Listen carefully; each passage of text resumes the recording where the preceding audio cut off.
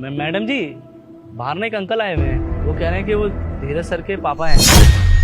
अरे पापा जी यहाँ पे कहाँ से आ गए? वो अंदर आने को कह रहे थे, आने दूं उन्हें? अरे तू मेरी बात सुन, इसको घर के अंदर मत घुसने दियो, तू इसको बाहर निकाल सोसाइटी से।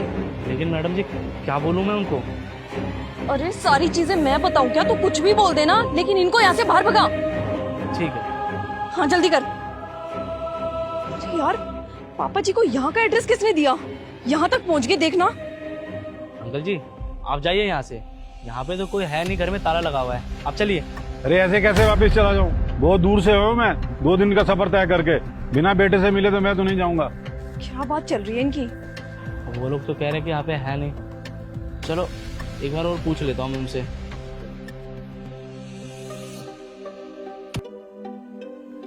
हेलो मैडम जी ये बहुत दूर से आए हैं, कह रहे हैं 2 दिन का सफर करके आया हूँ, बिना बेटे से मिले नहीं जाऊंगा। अब क्या करूँ मैं? अरे तेरे को जितना बोला तो उतना करना। एक काम कर, इनको बोल दे कि इनका बेटा और बहू ना बाहर गए हैं और कम से कम 10-15 दिन बाद आएंगे। घर पे ताला लगा हुआ है। मेरी बात ना ध्यान से सुन, अगर वो नहीं गए ना तो तेरी नौकरी पक्का जाएगी। जल्दी निकाल इनको यहाँ से बाहर। ठीक है मैडम जी।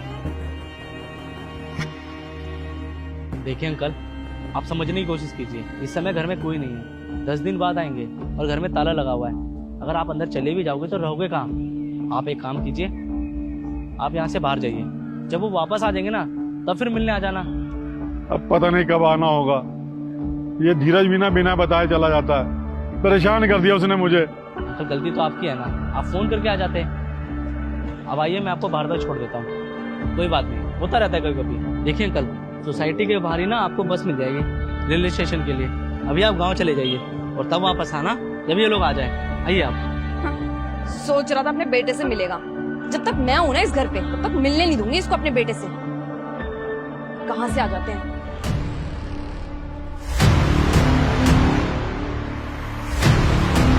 पापा यहाँ पे?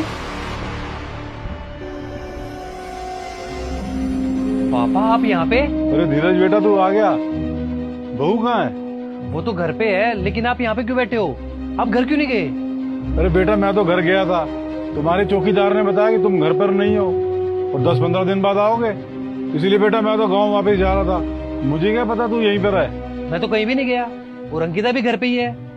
फिर चौकीदार ने ऐसा क्यों बोला?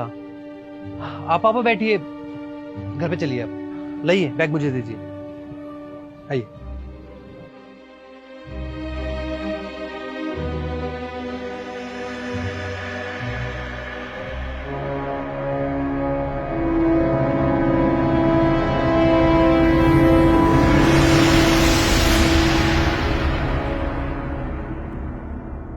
नमस्ते साहब।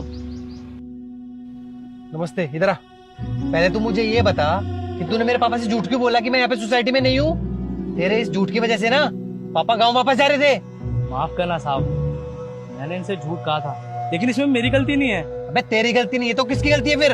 मैम साहब ने कहा था कि कुछ भी बोल, लेकिन इनको इस सोसाइटी के अंदर मत आने दियो, वरना तेरी नौकरी चली जाएगी। मैं डर गया था साहब।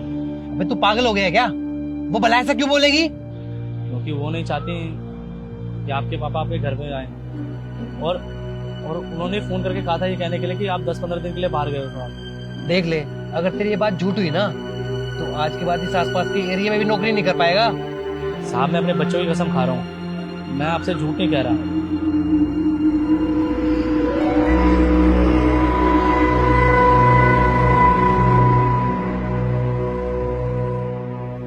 अंकिता, अंकिता। अरे पापा जी आप भी आए हैं? अरे बस कर यह ढोंग। क्या हो गया पापा जी? मैंने क्या किया? आप कैसे बात कर रहे हो मेरे से? अंकिता तुम्हें ना शर्म आनी चाहिए। अरे पापा इतनी दूर से मुझसे मिलने आए हैं और तुमने उनको बाहर से भगा दिया। अरे आप कैसी बात कर रहे हो? मैं पापा को कैसे भगाऊंगी? मैं तो इनसे अभी मिली हूँ। हाँ तुम नहीं मिली, लेकिन तुमने गार्ड को बोला कि पापा को अंदर मत आने देना। अरे नहीं नहीं, झूठ बोल रहा है वो गार्ड। मैं उसको ऐसा क्यों बोलूंगी? अच्छा तुमने नहीं बोला? गार्ड को बुलाऊं? पूछवाऊं अभी उससे? पूछवाऊं गार्ड से? सोच लो, अगर गार्ड के आने के बाद पता चला कि गलती तुम्हारी है तो तुम्हारे लिए अच्छा नहीं होगा। बेटा गार्ड सच कह रहा है, उसने मेरे सामने किसी से फोन पे बात की, उसके बाद ही उसने मुझे सोसाइटी से बाहर निकाला। मुझे पता है फोन पे यही होगी, वो अपने बच्चों की कसम झूठी थोड़ी ना खाएगा। हाँ मैंने ही गार्ड को मना किया था कि पापा जी को अंदर ना आने दें। क्यों किया अंकिता तुमने ऐसा? अगर आज मैं अपने पापा से नहीं मिलता तो इन्हें तो ऐसा ही लगता ना कि मैं इनको घर में नहीं आने देना चाहता। मुझे लगा था कि पापा जी यहाँ पे आके रहने लगेंगे तो रोक टोक करने लगेंगे, और मुझे कोई रोक टोक नहीं चाहिए। और पापा जी खुश तो है गांव में, क्यों आते हैं यहाँ पे? अरे पापा है वो मेरे, अगर कुछ दिनों के लिए यहाँ पे रह भी लेंगे तो क्या दिक्कत है? एक तो गांव छोड़ के वैसे ही आने को राजी नहीं होते, अगर कुछ दिनों के लिए यहाँ पे आ जाते हैं तो तुम्हें प्रॉब्लम क्या है? ना ही मेरी कोई बहन है और ना मेरा कोई भाई, इकलौता हूं मैं इनका। अरे इनका भी तो मन करता हो ना अपने बेटे से मिलने का, और मेरा भी तो कुछ फर्ज बनता हो ना पापा को लेके। सोचो तुम्हारी भाभी तुम्हारे पापा को घर से बाहर निकाल दे और हम भी उनको यहाँ पे ना रहने दे, तो उनको तो ऐसा लगेगा ना कि मेरी दोनों औलादों में से कोई प्यार नहीं करता मुझसे।